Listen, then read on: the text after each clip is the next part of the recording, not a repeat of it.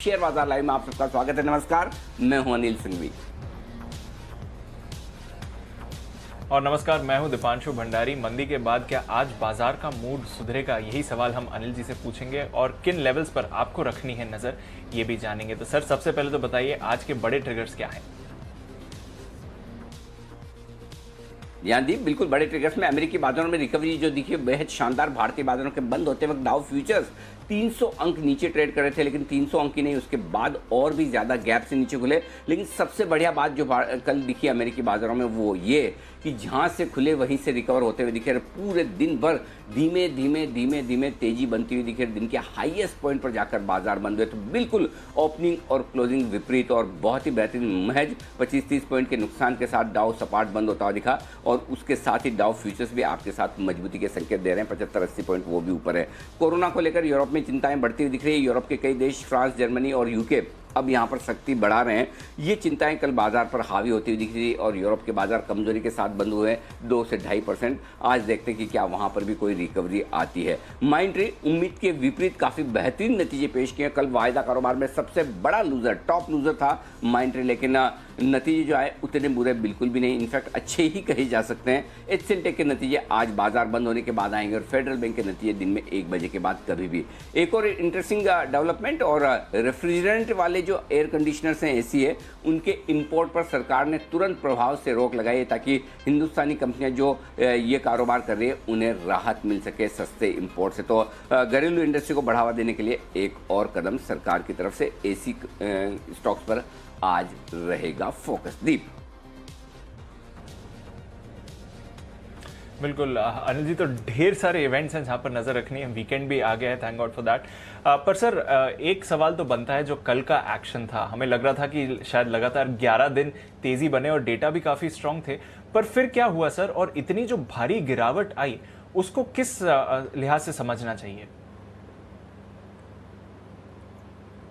देखिए दीप, प्रॉब्लम क्या है कि जैसे इवेंट निकल जाती है और जब सब कुछ हो जाता है तो उसके बाद हम ज़्यादा बुद्धिमान हो जाते हैं और बाद में विश्लेषण करना आसान है। हमेशा से मेरा ये मानना है कि पोस्टमार्टम करना बड़ा आसान काम है, डायग्नोसिस करना बड़ा मुश्किल है। कोई आदमी मर गया, उसके बाद चीर फाड़ करके आप बता देंगे कि ये किस वजह से मरा, लेकिन उसमें कुछ हो नहीं सकता। जाने के बाद क्या कर लेंगे, कितना ही पोस्टमार्टम आप कर लें, लेकिन अगर समय रहते सही डायग्नोसिस हो जाए और बता दें कि ये बीमारी है, इसका इलाज करने की कोशिश है और वो कुछ हो जाए, तो मेरे ख्याल से वो ज़्यादा फायदे की बात है। लेकिन फिर भी एक चीज़ बहुत साफ है और कल बड़ा इंटरेस्टिंग है।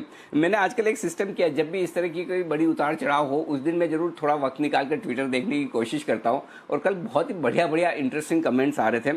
और वो कमेंट्स किस तरह से होते हैं कि डेटा रीडिंग कहाँ चली गई, मार्केट तो ये हो गया, 11 दिन की तेजी का क्या हुआ, जितनी तेजी 5 दिनों में बनी थी एक ही दिन में हवा हो गई। बात तो सही है, बिल्कुल सही है। और मैं तो ये चाहता हूँ कि जिन लोगों को कल नुकसान हुआ है, हुआ होगा, काफ़ी लोगों को हुआ होगा, ज़्यादातर लोगों को हुआ होगा, क्योंकि सुबह मार्केट कुछ और था, शाम को कुछ और है। और अगर आपको ये लगता है कि ये सब कुछ आप ही के मार्केट में हो रहा है तो एक बार प्लीज़ कल डाउ का चार्ट देख लीजिए, किस तरह से अमेरिकी बाजार जहां खुले उसके एकदम विपरीत जाकर बंद हुए। भारतीय बाजार कल जहां खुले उसके एकदम विपरीत लोएस्ट पॉइंट पर जाकर बंद हुए। तो हाई और लो पॉइंट का ये गेम हर मार्केट में चलता है और इस गेम को आपको खेलना आना चाहिए। डेटा रीडिंग, मैं सिंपल एक ही चीज मानता हूं कि आप एक फर्ज करें कि आप किस चीज पे भरोसा करेंगे। मैं डेटा पर भरोसा करता हूं, मैं चार्टर्ड अकाउंटेंट हूं, मुझे बैलेंस शीट समझ में आती है। अब जरूरी नहीं कि अगर आप 1000 बैलेंस शीट पढ़ें तो बैलेंस शीट 1000 की 1000 सही हो, उसमें से 2-5 गलत भी हो सकती है, कुछ गलत भी हो सकता है। लेकिन इसका मतलब ये थोड़ी कि आप बाकी 995 बैलेंस शीट पर भरोसा करना छोड़ देंगे। समझिए, आप किसी का रिजल्ट देखते हैं, मैं अगर किसी को एम्प्लॉय कर रहा हूँ, इंटरव्यू ले रहा हूँ, उसका रिजल्ट देखता हूँ, उसकी मार्कशीट देखता हूँ और ये सोचता हूँ कि चलिए इसने ये टॉप किया, वो टॉप किया, और उस हिसाब से अगर मैं एम्प्लॉय करता हूँ तो हो सकता है किसी आदमी को आप बहुत अच्छा समझ कर एम्प्लॉय करें, वो उतना अच्छा ना निकले, किसी को खराब समझ कर ना लें और वो अच्छा निकले। तो एक्सेप्शन सब जगह हो सकते हैं और यही वजह मैं बार बार कहता हूं कि आपको वो करना चाहिए जो आपको समझ में आए। मुझे डेटा समझ में आता है, किसी को चार्ट समझ में आता है, किसी को फंडामेंटल समझ में आता है, कोई वायदा कारोबार के हिसाब से अपनी स्ट्रेटेजी बनाता है। डेटा को गलत करने का काम सिर्फ और सिर्फ एक ही चीज कर सकती है और वो है न्यूज़। और न्यूज़ कब किसको क्या आएगी ये न मुझे पता है, ना आपको पता है, ना किसी और को पता है। कोरोना की लहर का खौफ एकदम से यूरोप में इतना बढ़ेगा, अरे यूरोप के बाजार तो हम देखते ही नहीं थे, सोचिए, खौफ तो बहुत दूर की बात है।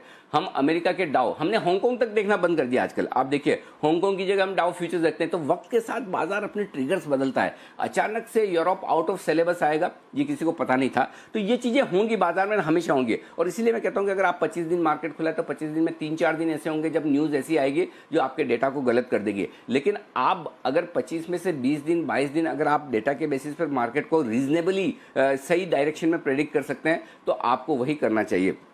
रहा सवाल नुकसान होने का, तो डेफिनेटली स्टॉप लॉसेस जो बताए जाते हैं वो खाली एक लिप सर्विस नहीं है, आपको हमारी जिम्मेदारी से भागने के लिए बताने की बात नहीं है, ये एक्चुअली लगाने के लिए होते हैं।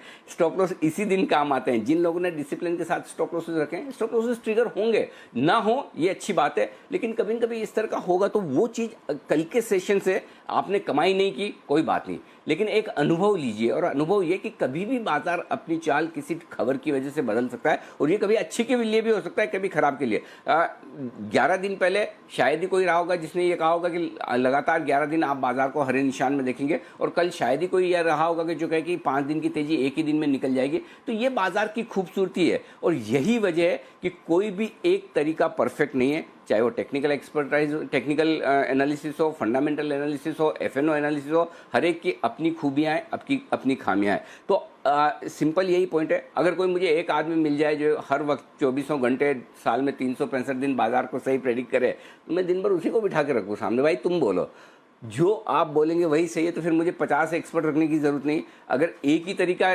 सही हो एनालिसिस करने का कि टेक्निकल या फंडामेंटल या वायदा करा हुआ, तो हम बाकी एक्सपर्ट को बिठाए ना। तो ये बाजार से हमारे लिए कल की लर्निंग है, और लर्निंग ये है कि बाजार कभी भी आपकी उम्मीद के विपरीत आपको झटके दे सकता है। इस झटके से बचने के लिए आपके पास कवच कुंडल या बुलेट प्रूफ जो है वो है आपका स्टॉप लॉस, हमेशा डिसिप्लिन के तौर पर रखना चाहिए। अगर आप डिसिप्लिन रहेंगे, अपने आप को बचा पाएंगे, तो ट्रेडिंग के मौके बाजार तो रोज खुलता है, कल भी फिर खुलेगा, मंडे को फिर खुलेगा, हमेशा खुलता है। आप अगर बचे रहेंगे तो कमा पाएंगे। इसलिए बाकी जो लोग परेशान है, फ्रस्ट्रेट है, वो गुस्सा हम पर ही निकालें।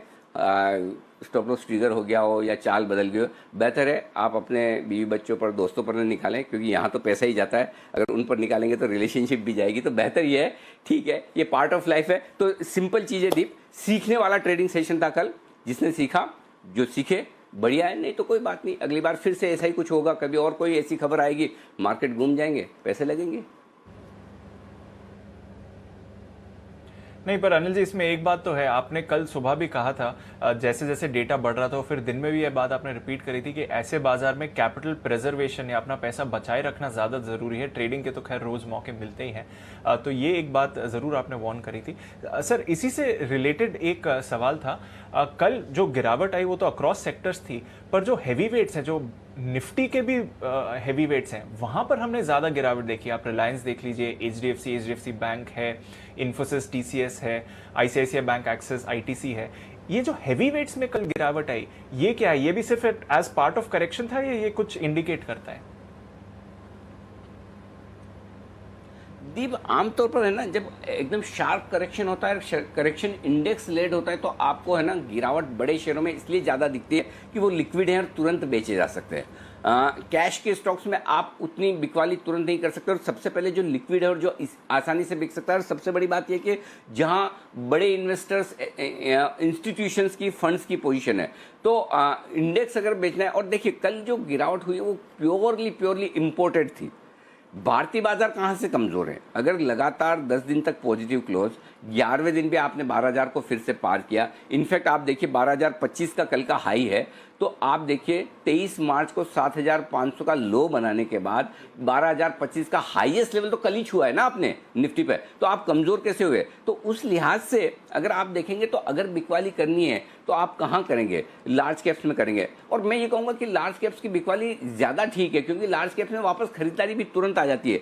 दिक्कत क्या होती है? प्राइस करेक्शन अगर आपका मिड कैप स्मॉल कैप शेयरों में हो, तो मिड कैप स्मॉल कैप शेयरों को वापस बढ़ने में वक्त लगता है। तो अगर कोई रिलायंस गिरा है, अगर कोई एचडीएफसी गिरा है, तो कोई खास चिंता की बात नहीं, ये आसानी से मूड माहौल ठीक होते ही वापस बढ़ जाएंगे, इनमें दिक्कत नहीं है। आप देखिए ना, मार्च के लोज में देखिए 1500 रुपए में बजाज फाइनेंस ट्रेड किया करता था, आज वापस आ गया ना 3,000 रुपए। तो सिंपल चीज है कि जो स्टॉक आपके लिक्विड है, लार्ज कैप है, वो ज्यादा जरूरी है कि वापस करेक्शन के बाद तेजी से बढ़ जाए, तो मैं नहीं समझता कि बहुत चिंता की बात है। जो गिरे हैं वो आज वापस बढ़ भी जाएंगे दीप। बिल्कुल, जो गिरे वो आज वापस बढ़ भी जाएंगे, तो वहां पे नजर है। सर, आज के संकेत की बात करते हैं और उसमें ग्लोबल पर सवाल तो बनता ही है सर। किस तरह से समझे ये जो कोरोना का जो डर आ रहा है, यूएस इलेक्शंस भी हैं, स्टिमुलस पर थोड़ा एक्शन भी आ रहा है, किस तरह से थोड़े ये जो ग्लोबल क्यूज हैं जिसकी वजह से इंपोर्टेड गिरावट कल आई थी, उसको कैसे समझना है? दीप, ग्लोबल मार्केट किस वजह से वॉलेटाइल होंगे ये पता नहीं, लेकिन होंगे ये पता है। इंट्राडे में भी होंगे, ओवरनाइट भी होंगे, ये भी पता है। और ये महीना आपको ऐसे ही निकालना है, यूएस इलेक्शन तक आपको ऐसे ही महीना निकालना है, इसमें कोई डाउट ही नहीं है। ये मान के चलिए कि अब होता क्या है, आउट ऑफ सिलेबस क्या है। ये सिलेबस में तो है कि वॉलेटाइल होने वाले हैं, सिलेबस में तो ये पता है कि मार्केट ऊपर नीचे होंगे। आउट ऑफ सिलेबस रीजन है, यूरोप की वजह से होंगे, ये नहीं सोच के बैठे थे हम। ये सोच के बैठे थे कि भाई अमेरिका में अगर बाइडेन साहब और आगे निकल गए तो क्या, पैकेज आया नहीं आए तो क्या, वहाँ की बेरोजगारी डेटा कैसे आते हैं क्या।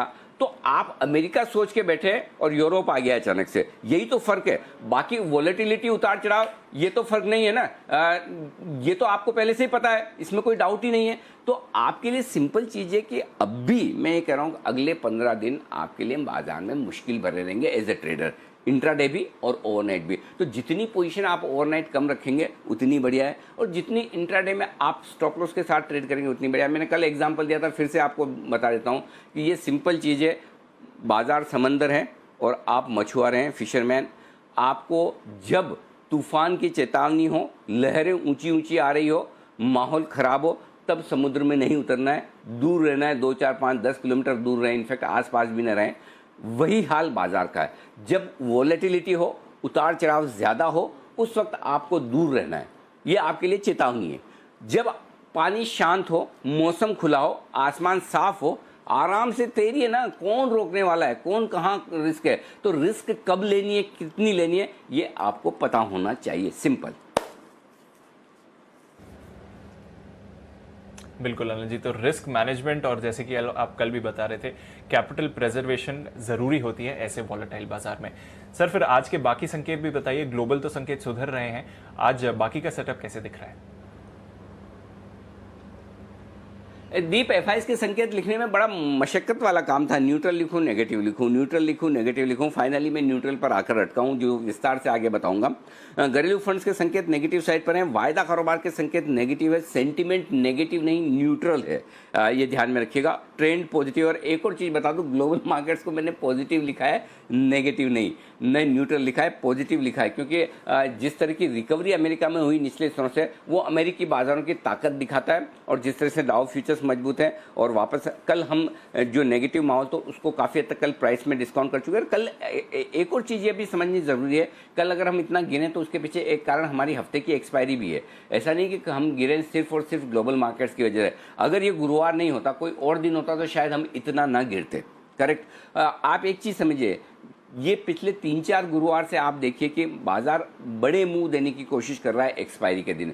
तो पहले जो था एक्सपायरी शांत होने लगी थी, अब 4 हफ्तों से, आप 3 हफ्तों से देखिए एक्सपायरी फिर से वॉलेटाइल और एक्शन भरी होती हुई दिख रही है। और इसकी वजह ये अप्रैल का महीना है, सितंबर का सेकंड हाफ है, जब हम लगातार कह रहे थे कि अब अमेरिका के चुनाव तक वॉलेटिलिटी बढ़ेगी। हो सकता है अमेरिकी चुनाव के बाद वापस से आपको एक्सपायरी शांत होती हुई दिखे, छोटी रेंज में होती दिखे। तो दोनों तरह के होंगे, आपको मूड माहौल के हिसाब से अपने आप को एडजस्ट करना है। अब आपको एक लाइन में जो बताने जा रहा हूँ दीप, उससे आपके लिए है ना डाउट सारे क्लियर हो जाएंगे कि आपको करना क्या है। अगर आपको कन्फ्यूजन है कि कल की इतनी गिरावट हुई उसके बाद क्या करें, अगर आपको ये कन्फ्यूजन है कि आगे क्या, तो आप 2 लेवल नोट करके रख लीजिए, एक निफ्टी का, एक बैंक निफ्टी का। Nifty 11,650, bank Nifty 22,850। अगर आज बाजार इन 2 लेवल के नीचे बंद होता है, 11,850 के नीचे अगर निफ्टी बंद होता है और 11,650 के नीचे निफ्टी बंद होता है और 22,850 के नीचे बैंक निफ्टी बंद होता है, तो आपको अपनी तेजी की पोजीशन कम कर लेनी है। No questions asked, please reduce your long position. 11,650 के नीचे बंद होने के बाद मैं सोमवार के लिए ट्रेंड पॉजिटिव से न्यूट्रल कर दूंगा। अभी भी मेरा ट्रेंड पॉजिटिव है, जो मैंने लिखा है ट्रेंड में अभी भी कहीं कोई दिक्कत नहीं है, लेकिन 11650 के नीचे की क्लोजिंग पे मैं ट्रेंड न्यूट्रल करूंगा। 22850 की क्लोजिंग पे ट्रेंड न्यूट्रल करूं ना करूं, लेकिन मैं निफ्टी से ट्रेंड न्यूट्रल कर लूंगा। बैंक निफ्टी पर हो सकता है मैं 22450 22500 के नीचे की क्लोजिंग का इंतजार करूं और उसके बाद में ट्रेंड न्यूट्रल करने की कोशिश करूं, लेकिन निफ्टी में तो पक्के तौर पर 11650 के नीचे आपका ट्रेंड न्यूट्रल होना चाहिए। अब आइए बड़ी रेंज बता दूं आपको। निफ्टी 11625 11675 आज के लिए सपोर्ट जोन है। 11625 11675, कल का लो 11650 660 माफ कीजिएगा। वैसे तो ये रेंज हम तोड़ेंगे नहीं, गलती से तोड़ दी तो आपके लिए 11500 11575 एक स्ट्रॉन्ग बाय जोन है, जहां पर डेफिनेटली खरीदारी करनी चाहिए। लगता नहीं कि वो लेवल आ जाना चाहिए। 11800 से 11850 ये लेवल नोट करिए। 11850 कर लें इसको, 11875 के बजाय 11800 से 11850 ये ऊपरी रेंज है जिस पर आपको फोकस करना है। 11850 तक की रेंज ये आपके लिए दिन की हाई रेंज है। बैंक निफ्टी 22850 22950 दिन के लिए मजबूत सपोर्ट जोन है, और कल भी आप 22950 के आसपास से ही घूमे हैं।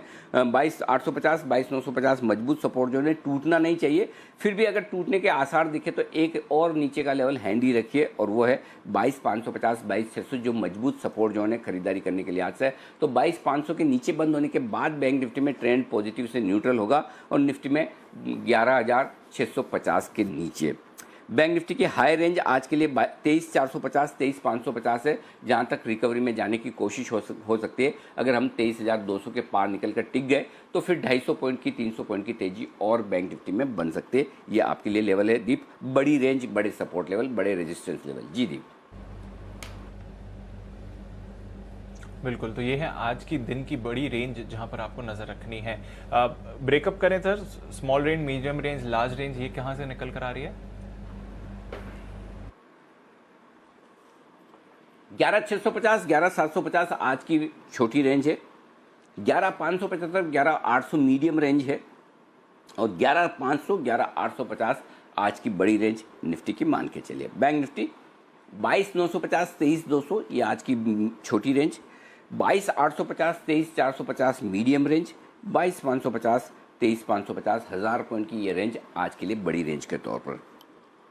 कल भी आप देखिए, आपको जो स्ट्रॉन्ग बाय जोन दिया था एग्जैक्टली उसी बाय जोन के एंड पर निफ्टी बंद हुआ है 23075 23200 स्ट्रॉन्ग बाय जोन था। एग्जैक्टली जहां बंद हुआ है वो परफेक्ट लेवल पर बंद हुआ, और जहां से घुमा है वो 24050 24200 175 की रेंज थी, एग्जैक्टली हाई वहां बना है। तो ये बहुत कम होता है कि आपकी ट्रेडिंग रेंज के हाई रेंज दोनों एक ही दिन बाजार छू ले। ये एक्सेप्शनल दिन है जब आपका हाई रेंज भी छुआ है तीसरी रेंज का, और आपका लोअर रेंज भी छुआ है तीसरी रेंज का। ये बहुत कम कभी कभार देखने को मिलता है। सेम चीज़ निफ्टी में भी हुई है। 22025 भी आपको दिखा है, और नीचे का जो एक्सट्रीम लेवल था वो भी आपके लिए आ गया कि जो 11800 के आसपास का, उसके भी आप नीचे आ गए। तो ये कभी कभार ऐसा होता है जब आपको दोनों तरफ की एक्सट्रीम रेंज एक ही दिन में दिख जाए। अब आइए आज की बैंक निफ्टी की रेंज में बता चुका हूँ। हाँ, अब एफआईज की तरफ से जो नेट लॉन्ग पोजीशन है सिर्फ 1% कम हुए, 66 से 65%। इसको मैं आगे विस्तार से समझाऊंगा जब डेटा में। पुट कॉल रेशियो कंफर्टेबल है 137 पर।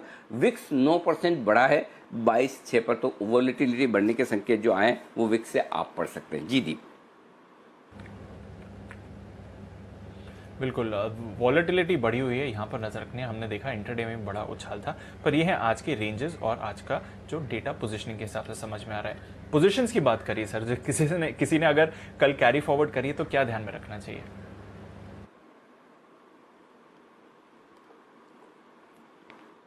11625 वैसे तो 11650 ही होता है, 25 एक पॉइंट की रिस्क में, और आपको एडिशनल देखे 11625 का स्टॉप लॉस, इंट्राडे भी, क्लोजिंग भी।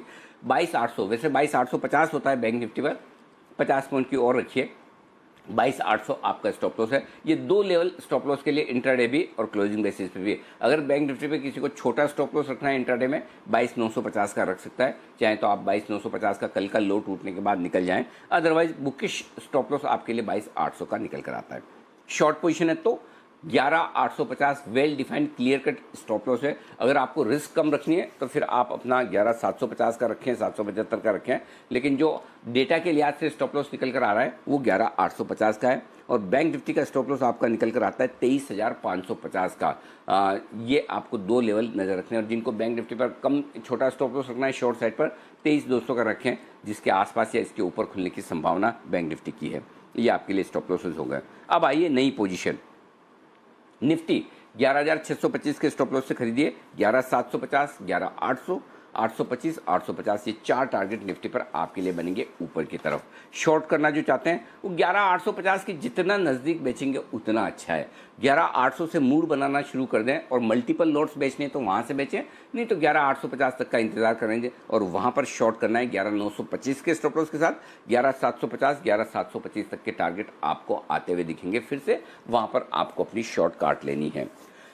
बैंक निफ्टी खरीदिए 22,800 के स्टॉप लॉस के साथ, 22,850 भी कर सकते हैं।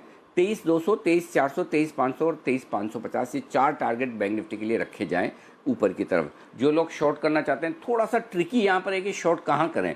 23,550 के नज़दीक शॉर्ट करना ठीक है, तो 23,450 से मूड बना सकते हैं, 23,550 के आसपास शॉर्ट भी करें। 23,700 आपका स्टॉप लॉस होगा, 23,300, 23,200 और 23,075 ये तीन टारगेट के लिए दीप आपको बनानी है शॉर्ट पोजीशन बैंक निफ्टी में। जी बिल्कुल, तो ये है आपके लिए एग्जिस्टिंग पोजीशंस और नई पोजीशंस पर सवाल। 11 स्टॉक्स कल बैन में थे, वही 11 के 11 बने हुए हैं, कोई फ्रेश एंट्री नहीं हुई है, कोई स्टॉक्स कारोबार के बैन के बाहर नहीं गए हैं। सर अब जरा डेटा समझाइए, एफआईएस का डेटा आप बोल रहे थे न्यूट्रल और नेगेटिव के बीच में आपने सोचा था, फाइनली न्यूट्रल क्यों रखा है? नहीं, न्यूट्रल और पॉजिटिव के बीच में सोचा दीप। दो रीजन से न्यूट्रल और पॉजिटिव क्यों सोच रहा हूँ।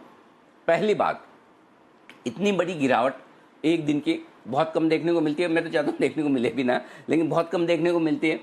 उसके बावजूद एफआईएस की नेट लॉन्ग पोजीशन सिर्फ 1% घटी है, 66 से 65%।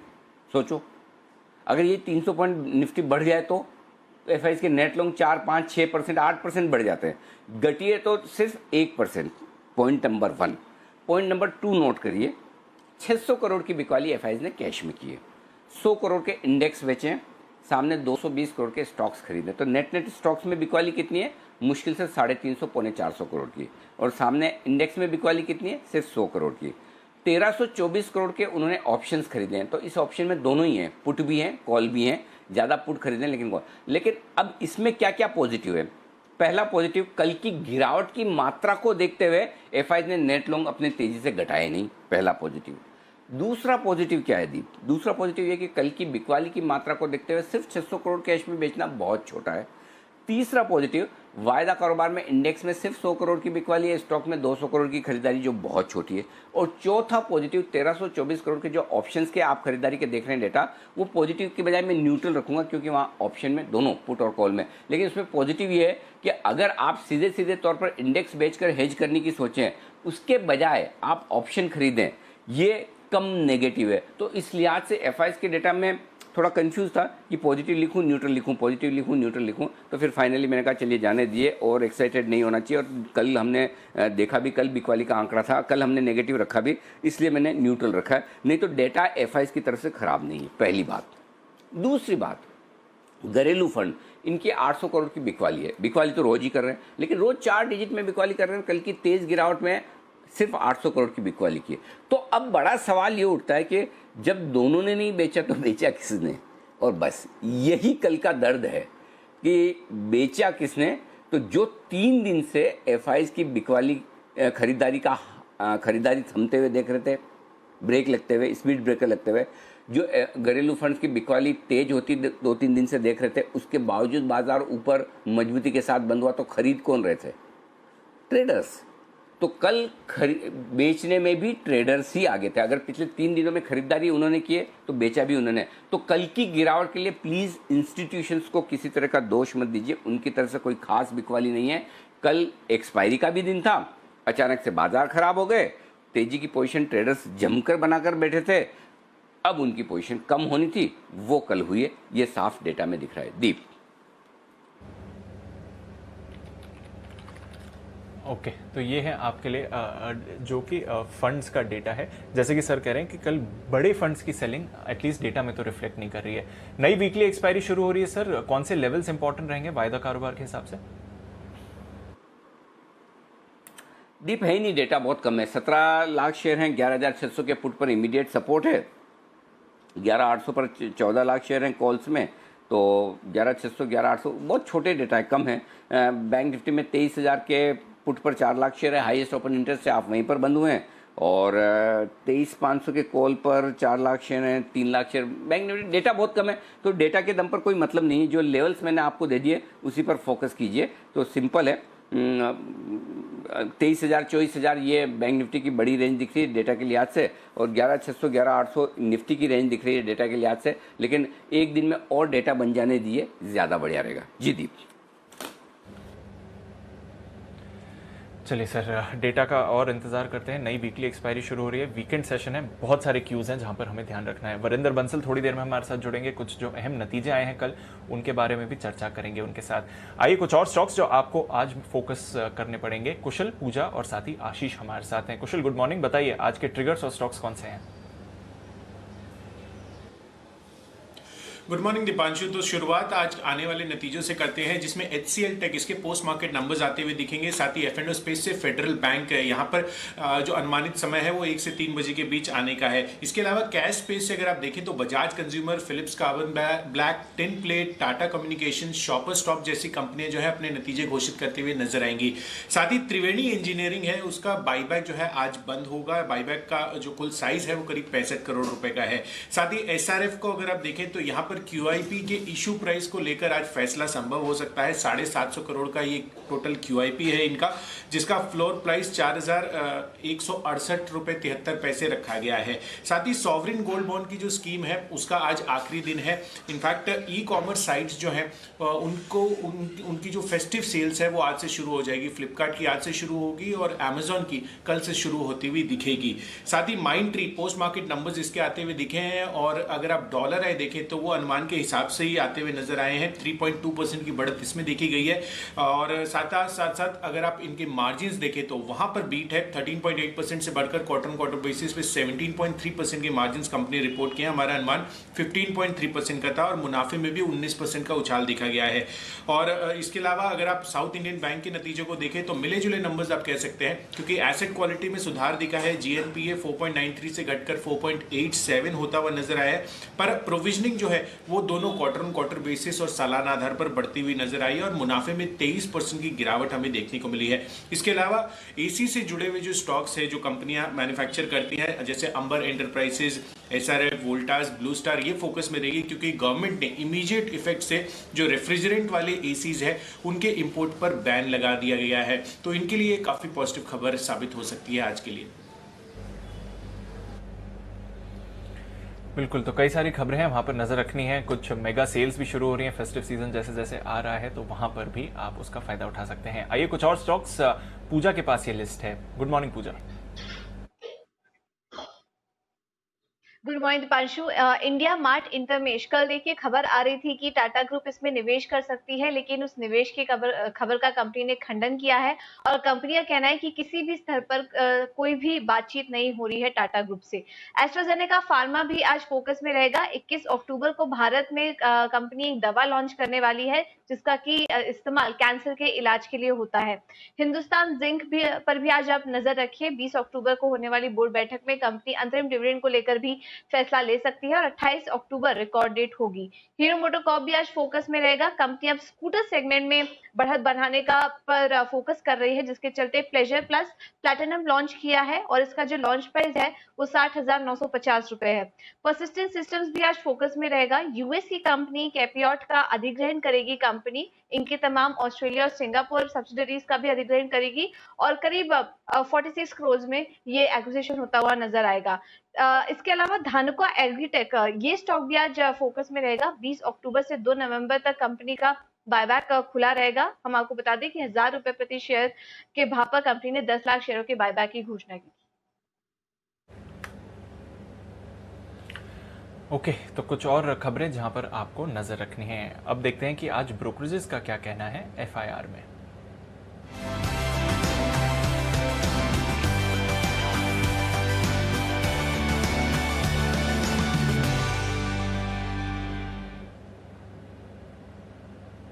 गुड मॉर्निंग आशीष, आज की रिपोर्ट्स के बारे में बताइए।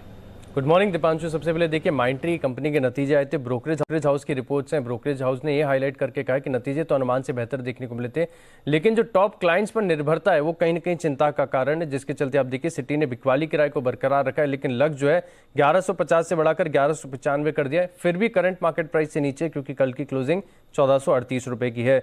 यूबीएस भी स्टॉक पर नेगेटिव है, बिकवाली किराए को बरकरार रखा है 805 रुपए के लक्ष्य के लिए, और इन्होंने भी सेम पॉइंट को हाईलाइट किया है कि जो टॉप क्लाइंट्स हैं यहाँ पर इनकी आय में थोड़ी सी नरमी भी देखी जा रही है, जिसके चलते स्टॉक पर नेगेटिव है। सिर्फ एक गोल्डमैन सैक्स ऐसे हैं जो स्टॉक पर काफी ज्यादा बुलिश नजर आ रहे हैं। खरीदारी किराए को बरकरार रखा है इन्होंने 1591 के लक्ष्य के लिए, 1438 जो है कल की क्लोजिंग, और इन्होंने ईपीएस के अनुमान में देखिए 7% की बढ़ोतरी की है। वोल्टास आज पूरे दिन फोकस में रहेगा। जेफरीज की रिपोर्ट है, खरीदारी किराए को बरकरार रखा है 750 रुपए के लक्ष्य के लिए, 672 जो है कल की क्लोजिंग है, लेकिन ये कह रहे हैं कि एसी इंपोर्ट पर जो प्रतिबंध की खबर आई है इससे कुछ ज्यादा फायदा देखने को नहीं मिलेगा, क्योंकि अधिकतर जो कंप्रेसर और रेफ्रिजरेंट्स हैं ये भारत में इंपोर्ट किए जाते हैं, और इसके हिसाब से भारत के जो कुल एसी मैन्युफैक्चरर्स हैं इन्हें केवल 3600 करोड़ का फायदा होते हुए दिखेगा। HUL पर रिपोर्ट आई है, जेफरीज की पॉजिटिव रिपोर्ट है, खरीदारी किराए को बरकरार रखा है 2650 रुपए के लक्ष्य लिए, 2145 कल की क्लोजिंग है।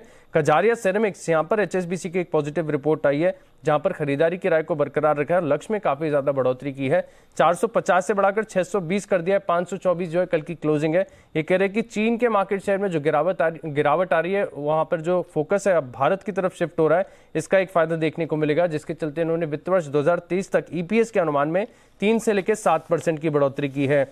और आखिरी रिपोर्ट है साइंट पर, यहां पर भी नतीजे आए हैं, लेकिन मॉर्गन स्टैनली अभी भी स्टॉक पर नेगेटिव है। अंडरवेट की रेटिंग को बरकरार रखा है 350 रुपए के लक्ष्य के लिए, लेकिन आयरॉनिकली जो कमेंट्री है इनकी ये पॉजिटिव है। ये कह रहे हैं कि काफी टाइम के बाद कंपनी की जो नतीजा है वो दमदार देखने को मिले। ओके, तो ये है वो तमाम रिपोर्ट्स जिन पर आज रहेगा एक्शन। बहुत इंटरेस्टिंग और एग्रेसिव रिपोर्ट्स आज मिसिंग है। आइए अब फोकस करते हैं रिजल्ट्स पर, और रिजल्ट्स का पूरा विश्लेषण देने के लिए हमारे साथ कार्यक्रम में शामिल हो रहे हैं Varinder Bansal.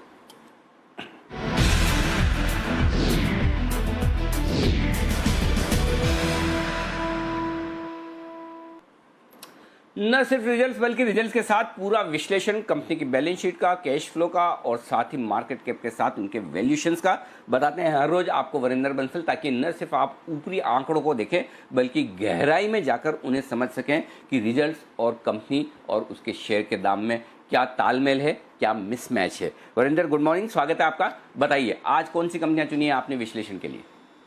Good morning sir. To be honest अभी तक भी कोई तोड़-फोड़ नंबर नहीं आ रहे हैं मार्केट में। हमने स्टील के देखे हैं, कुछ नंबर्स आए थे, बट अदरवाइज अभी तक सबड्यूड है थोड़ा सा। हैथवे केबल के नंबर्स आए sir, it was almost in line with what Den Networks did. Again ये कुछ स्टॉक्स हैं जो हैथवे हुआ, डेन हुआ, बिकॉज उनका जो व्हाटएवर रिलायंस के साथ मर्जर का है। तो these are not cheap stocks. 30-32 time पे ट्रेड करते हैं, 1.5-2 टाइम्स प्राइस टू बुक पे ट्रेड करते हैं।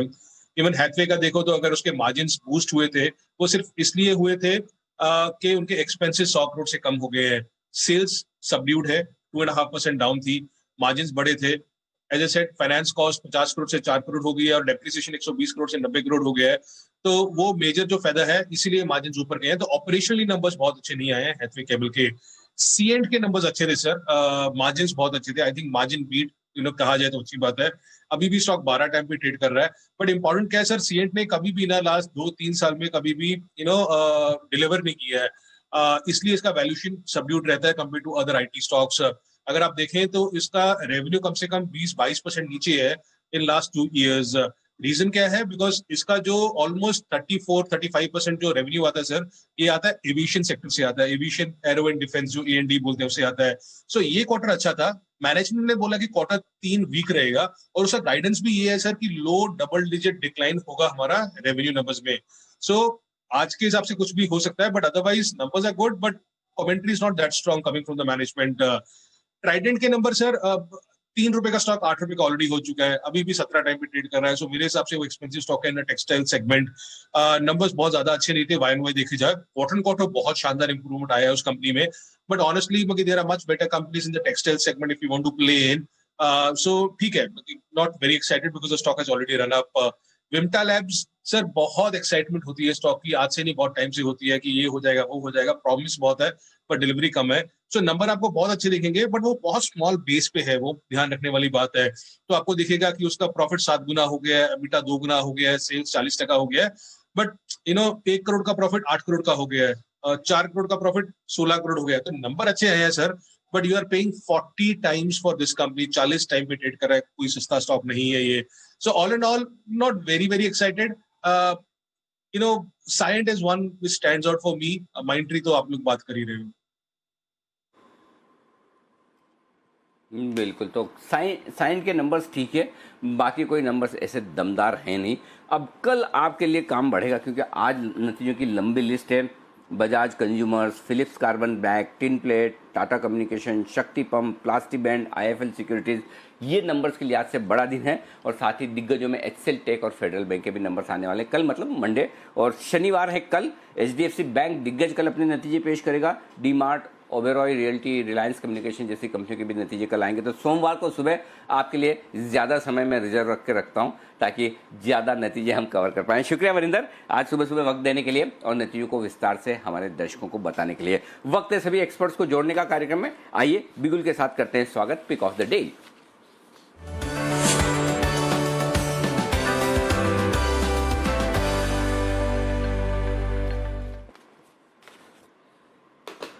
Good morning opening batsman Sachidanand Uttekar, बनाएं सर।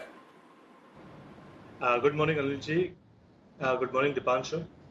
अनिल जी, यहाँ पर खरीदारी करने की ही सलाह होगी।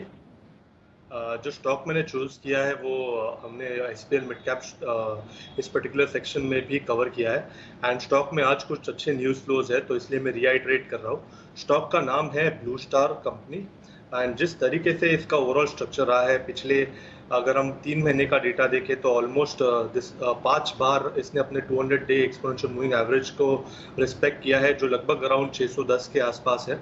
क्लियरली अगर हम स्ट्रक्चर वाइज देखें तो यहाँ पर एक ट्रायंगुलर फॉर्मेशन है एंड ट्रायंगल के बेस पे स्पेसिफिकली प्राइस एक्शन अभी एस्टैब्लिश हो चुकी है एंड जिस तरीके से न्यूज़ फ्लो है, मुझे लग रहा है अगर ओपनिंग टिक्स तो अगर पॉजिटिव रहते हैं एंड अगर with in the first half an hour अगर 622 ये पर्टिकुलर लेवल निकल जाता है तो मुझे लग रहा है वहाँ पर फ्रेश लॉन्ग्स भी डिप्लॉय करने चाहिए। 600 का मेरा जो स्टॉप लॉस है वो अभी भी इंटैक्ट है। शॉर्ट टर्म के लिहाज से 660 का पहला टारगेट होगा एंड 685 का एक्सटेंडेड टारगेट होगा। SPL मिड कैप स्टॉक्स में हमने ये 29 सितंबर को रेकमेंड किया था, जहां पर लक्ष्य मैंने ऑलमोस्ट 800 रुपए के रखे थे। तो मुझे लग रहा है ये अच्छे जोन पे वापस है, एक अच्छे रिवॉर्ड टू रिस्क अपॉर्चुनिटी है ट्रेडर्स के लिए भी, जहां पर इमीडिएट बेसिस पे 660 की उम्मीद की जा सकती है। तो खरीदना चाहिए ब्लू स्टार कंपनी। 660 685 का टारगेट। वागले साहब, नॉन स्ट्राइकर एंड पर आप भी ओपनिंग बैट्समैन है, बताएं सर आपका pick of the day. Good morning Anil ji, good morning Deepanshu, good morning. मैं बेचूंगा बायोकॉन को। कल हमने फार्मा में जो वीकनेस देखी, मुझे लगता है आज SGX अगर 65 पॉइंट्स ऊपर है तो थोड़े से ऊपर खुलेंगे, लेकिन ऊपर में बेचना ही है। मुझे नहीं लगता ये मतलब बॉटम बन के इमीडिएटली हम ऊपर जाएंगे, अभी भी थोड़ा सा और वीकनेस कंटिन्यू होगा। 434 का क्लोज है, मैं 437 टू 439 ये रेंज में बेचूंगा। मेरा 445 का स्टॉप लॉस होगा और मुझे लगता है आज और कल में 423, आज और मंडे में 423 के लेवल्स आ सकते हैं। ओके, 423 के टारगेट के लिए बिकवाली कर रहे हैं, थोड़ा ऊपर में 439 तक बेचे बेहतर रहेगा। बंसल जी सुप्रभात, बताएं सर आपका पिक ऑफ द डे। सुप्रभात अनिल जी। देखिए अनिल जी, पहले तो आज मस्ती की पाठशाला है और मस्ती की पाठशाला में डांडिया और गरबा होना है और कल से नवरात्रे के पावन मतलब कि त्योहार शुरू हो रहा है। तो अनिल जी आज के डांडिया गरबा के लिए अनिल जी मैं तो एकदम ब्रांड न्यू टी शर्ट पहन के आया हूँ, ये आपको अपडेट दे रहा हूँ अनिल जी। मैं तो एक्साइटेड हूँ, तो व्यूअर्स को भी कहना चाहूंगा पूरा एक्साइटेड होकर 3:30 बजे की वेट करें। और दूसरा Anil ji, pick of the day है मेरा सेंचुरी प्लाईबोर्ड। सेंचुरी प्लाई को खरीदने की राय है। 160 का टारगेट है, 168 का स्टॉप लॉस है, 180 का टारगेट है। दूसरा जो AC के लिए अनिल जी न्यूज आई है, ये स्टॉक तो चलेंगे, बट एक स्टॉक हो रहा है जो कि बिगेस्ट बेनिफिशियरी है, ब्लू स्टार वोल्टा से भी बड़ा बेनिफिशियरी है। तो वो स्टॉक काफी दिनों से करेक्ट कर रहा है और ब्लू चिप स्टॉक है, अगर उसमें पॉजिटिव क्रॉसओवर हुआ तो पूरे फंडामेंटल और टेक्निकल के साथ मैं और कुणाल जी एक टेक्नो फंडा पिक देंगे। तो जुड़े रहें, चिपके रहें जी बिजनेस के साथ। परफेक्ट, बिल्कुल। तो हम इंतजार करेंगे आपकी टेक्नो फंडा पिक का। तब तक आइए बंसल जी के बाद कुणाल जी से पूछ ले उनकी pick of the day. Kunal ji बताएं सर, सुप्रभात। सुप्रभात अनिल जी, सुप्रभात दीपांशु। अनिल जी, पिक देने से पहले एक आपसे बात कहनी थी, और वो अनिल जी ये है कि कल बहुत सारे फोन आए अनिल जी, सबका ये सवाल था कि क्रैश कब होगा निफ्टी, क्योंकि देखिए कल की गिरावट से अनिल जी लोग बहुत विचलित हो गए। तो सभी लोगों का सवाल ये था अनिल जी कि क्या हम अपने सारे स्टॉक्स बेच दें, क्या पूरी तरह कैश में आ जाएं। तो अनिल जी जो मैंने उनको सलाह दी वो ये है कि भाई क्रैश अनिल जी कभी बता के नहीं आता है। तो अगर सबको दिख रहा है कि क्रैश आने वाला है तो क्रैश आने की संभावनाएं कम होती हैं। तो मेरा तो अनिल जी यही अनुभव रहा है, तो इस पर आप थोड़ी टिप्पणी कर दें तो बेहतर होगा। बिल्कुल परफेक्ट है। न मेरी ग्रीन टी शर्ट से प्रभावित हो, न एकदम सुर्ख लाल रंग की जो पहनी है कुणाल जी ने, उससे आपको डरना है। सिंपल चीज़ें, और जितने ज़्यादा सवाल अगर इस तरह के आए कि क्या सारा पोर्टफोलियो खाली कर दिया जाए, उतने ही चांसेस ज़्यादा है कि बाज़ार नहीं गिरेगा। तो आप इस तरह के सवालों का स्वागत करें, आने दें। आम राय जहां बनती है वहीं पर बाजार उसके विपरीत ट्रेड करता है। 10 दिनों से तेजी के बाद आम राय थी। अब ये बात अलग है कि कुणाल जी आप तो जानते हैं कि सब कुछ हो जाने के बाद हम कितने इंटेलिजेंट हो जाते हैं, पहले होना मुश्किल काम है। तो बस यही बात है, आपसे, मुझसे और हम सब पैनलिस्ट की कंबाइंड विजडम से कहीं ज़्यादा समझदार बाजार है, तो बाजार को रेस्पेक्ट करें। ऐसा कोई डरने घबराने की ज़रूरत नहीं है। वो मुझे याद है एक बचपन के ज़माने में जब मैं था तो एक स्काईलैब गिरने वाला था, और तब सब कहते थे कि ये स्काईलैब गिरेगा और पूरी दुनिया खत्म हो जाएगी। और तब लोगों को लगा कि 5-15 दिन बचे हैं स्काईलैब गिरने में, ज़िंदगी जितनी जीनी है जी लो। तो न स्काईलैब गिरा, और आज हम 50 साल की उम्र में आपके सामने शो कर रहे हैं। वैसे न कभी मार्केट बंद होगा, न कभी खत्म होगा, चलता रहेगा ऊपर नीचे, घबराने की जरूरत नहीं, पार्ट ऑफ लाइफ। बस सिंपल चीज़ें, जमे रहें, बने रहें, पैसा बनेगा। उखड़ गए तो फिर उखड़ गए। जी बताएं कुणाल जी, आपकी पिक ऑफ द डे। तो अनिल जी देखिए, जब आपने भी हरी झंडी दिखा दी है तो अनिल जी एक स्टॉक है जिस पर मेरी खरीदारी की राय है, और स्टॉक है डाबर। डाबर अनिल जी मुझे काफी दिनों से पसंद आ रहा है। कल भी इसमें एक तेजी बनी, फिर बाजार के साथ ये स्टॉक नीचे आ गया, लेकिन इसका स्ट्रक्चर बहुत दमदार है और मुझे लगता है कि अनिल जी सबसे सेफ स्पेस है ये एफएमसीजी का।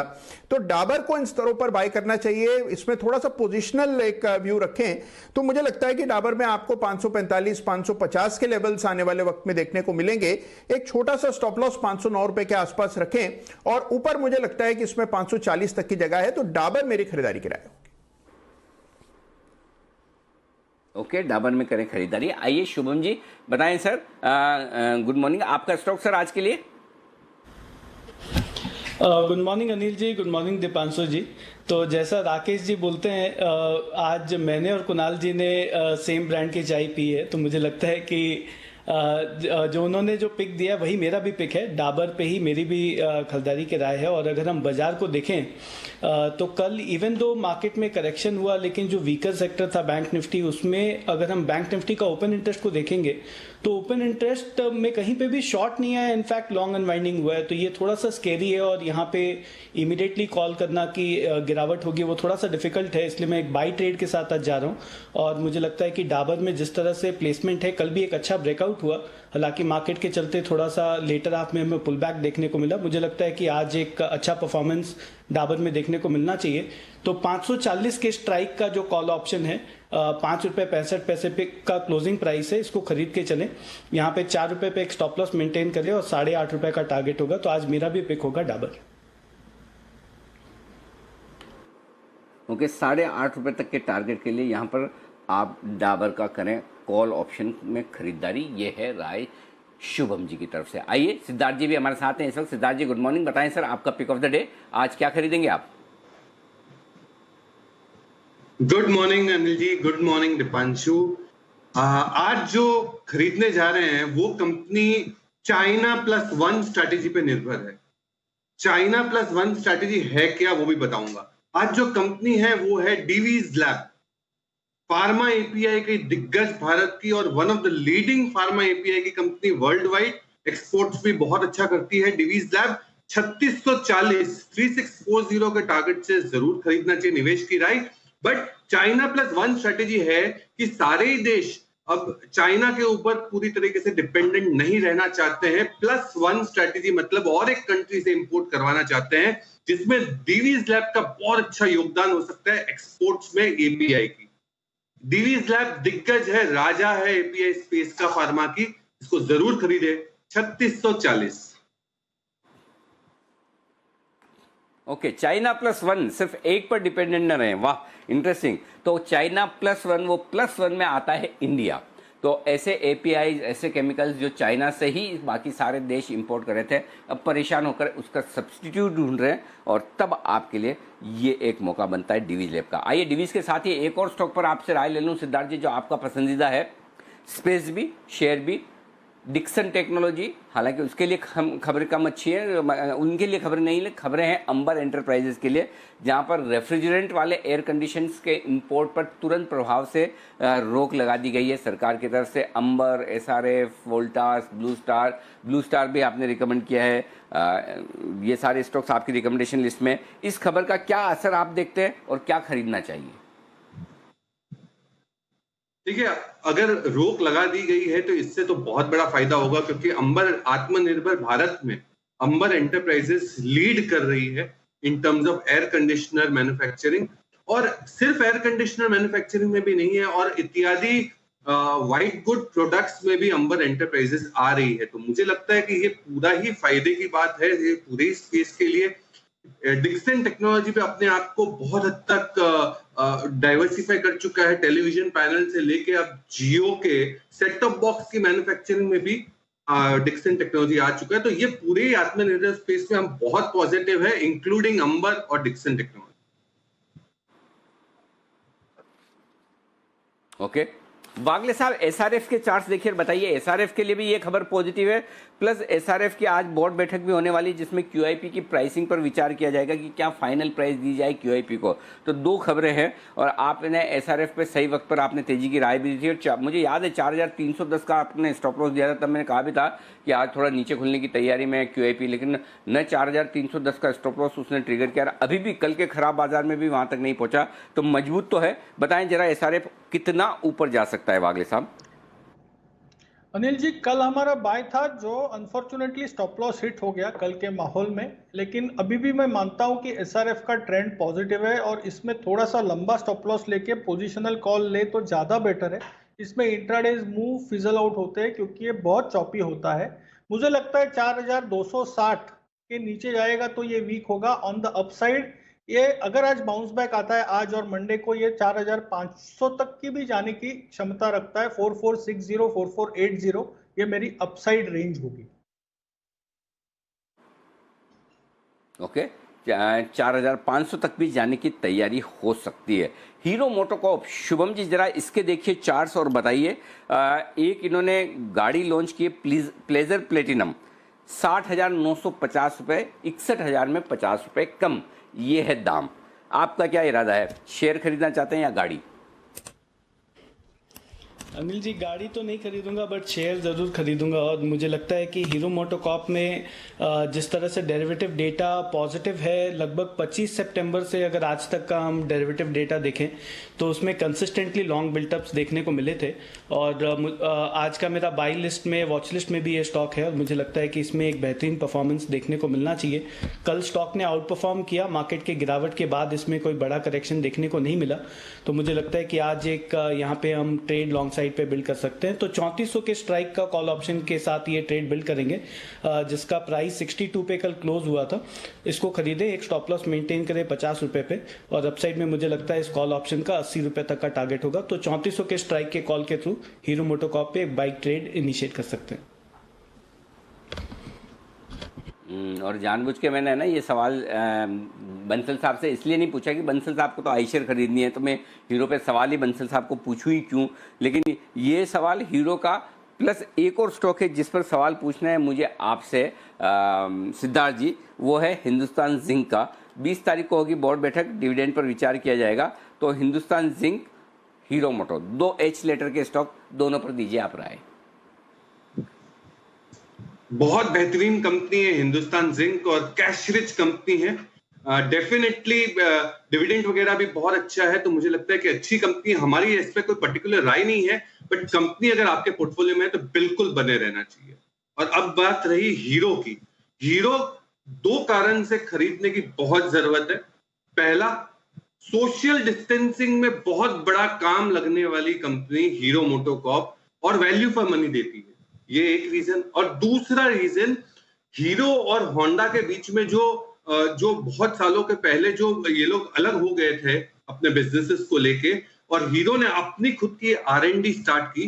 अब जो R&D हमेशा बहुत लंबा समय लेता है उसकी पूरी एक स्ट्रॉन्ग ग्रिप आने में, अब मुझे लगता है कि जो R&D की हीरो की ग्रिप आ गई है, बहुत शानदार है ये, तो प्रोडक्ट्स बहुत अच्छे आएंगे। जैसे आपने अभी प्लेजर की बात की, प्लेजर प्लैटिनम, तो वैसे ही नए नए प्रोडक्ट आते रहेंगे। तो हीरो 2 कारण से, एक R&D और दूसरा सोशल डिस्टेंसिंग में फायदा देने वाली कंपनी। 3600 रुपए का हमारा टारगेट है। ओके, 3600 के टारगेट के लिए खरीदें। कुणाल जी, धानुका एग्रीटेक, ये एक कैश का स्टॉक है, इससे देखिए 400 बताइए, 1000 करोड़ रुपए का बायबैक शुरू हो रहा है आज 20 तारीख से शुरू हो रहा है और 2 नवंबर तक चलेगा। लगभग 11 लाख 10 लाख शेयर ये खरीदने वाले हैं। बताइए, धानुका मजबूत है शेयर, खरीदना या रहने दें? अनिल जी देखिए, चार्ट पर एक टॉपिंग आउट पैटर्न बनता हुआ दिखाई पड़ रहा है। इसमें एक डबल टॉप पैटर्न बना था, उसके बाद स्टॉक कुछ नीचे आया है। अब 700 रुपए के आसपास सपोर्ट है, 717 की कल की बंदी है। तो मुझे लगता है अनिल जी, अगर इसने 700 तोड़ा तो फिर स्टॉक में आपको और नीचे के लेवल्स देखने को मिलेंगे। अगला सपोर्ट 600 रुपए के आसपास है, तो 100 रुपए की गिरावट मुमकिन है। अगर 700 का स्तर टूटता है तो मैं यहां खरीदारी की बिल्कुल जल्दबाजी नहीं करूंगा। मुझे लगता है वेट एंड वॉच करना चाहिए, कुछ और समय स्टॉक को देते हैं। अगर ये 700 को होल्ड करके वापस ऊपर जाने लगता है तब खरीदने की बातचीत करेंगे। साइंट, इसको जरा देखिए और बताइए सिद्धार्थ जी, आपकी राय, नतीजों को कैसे देख रहे हैं? मॉर्गन की रिपोर्ट 350 की रिपोर्ट दमदार नहीं है, एक ही रिपोर्ट अभी तक आई है, लेकिन रिजल्ट्स के लिहाज से चूंकि 11% इनके प्रॉफिट में बढ़ोतरी हुई है, मार्जिन्स, डॉलर रेवेन्यू 3.5% के आसपास बढ़कर आया, रिजल्ट्स तो ठीक दिख रहे हैं। क्या स्टॉक खरीदना चाहिए 366 में?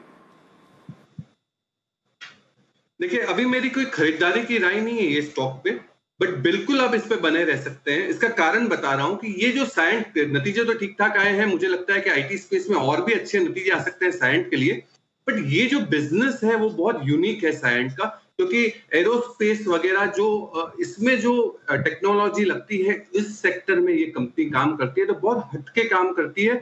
अच्छी कंपनी, यूनिक बिजनेस है टेक्नोलॉजी स्पेस में, बिल्कुल बने रह सकते हैं। ओके, बने रहें इस स्टॉक में, ये बढ़िया होगा। इंडिया मार्ट, बंसल जी, आपने और कुणाल जी ने इसे रिकमेंड भी किया था। कल खबरें ये चल रही थी कि शायद टाटा ग्रुप इसमें एक स्टेक खरीद सकता है। ये खंडन आ गया है खबरों का कि इस तरह का कोई विचार नहीं है। इंडिया मार्ट क्या लग रहा है चार्ट देखकर 5000 रुपये के आसपास का स्टॉक? देखिए अनिल जी, ऑलरेडी काफी बढ़ चुका है और मेरी राय में उछाल में अगर 5300 के लेवल्स मिलते हैं तो उछाल में प्रॉफिट बुक करना चाहिए। इन स्तरों पर नई खरीदारी की राय नहीं है। इंडिया मार्ट के अंदर 5300 5400 के लेवल्स मिलते हैं तो मुनाफे को बांधे। एंट्री, ये एक और स्टॉक है जिसके रिजल्ट्स खराब आने की आशंका थी। स्टॉक कल वायदा कारोबार का टॉप लूजर भी था। कुणाल जी, इसके चार्ट देखिए और आप बताइए करना क्या है। रिजल्ट्स उतने बुरे हैं नहीं, उम्मीद से इनफैक्ट थोड़े बेहतर साइड पर ही हैं, हालांकि कमेंट्री उतनी मजबूत नहीं है। अब माइंड ट्री में देख के बताइए क्या लेवल्स इंपॉर्टेंट है, अगर उछाल आई तो कहाँ तक आ सकती है, फंसे हुए ट्रेडर्स जिनकी तेजी की पोजीशन है निकले तो कहाँ निकले, क्या करना है माइंड ट्री में बताइए।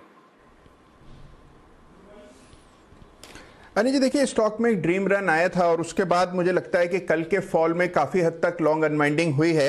एक बड़ा सपोर्ट जो है वो मुझे 1417 1416 के आसपास नजर आता है। ये एक गैप बना था स्टॉक में कुछ समय पहले, तो वो जो गैप है वो अब एक सपोर्ट का काम करेगा। तो मुझे लगता है कि 1417 के नीचे अगर ये स्टॉक गया तो फिर सारी लॉन्ग पोजीशंस काट लेनी चाहिए। और उछाल में अनिल जी मुझे लगता है कि एक बार के लिए 1500 का स्तर वापस लौटेगा, तो इतनी जल्दबाजी नहीं करनी चाहिए। 1417 के स्टॉप लॉस से मेरी बने रहने की राय है, उछाल में निकलने का प्रयास करें। ओके, ये है आपके लिए राय माइंड ट्री पर आती हुई।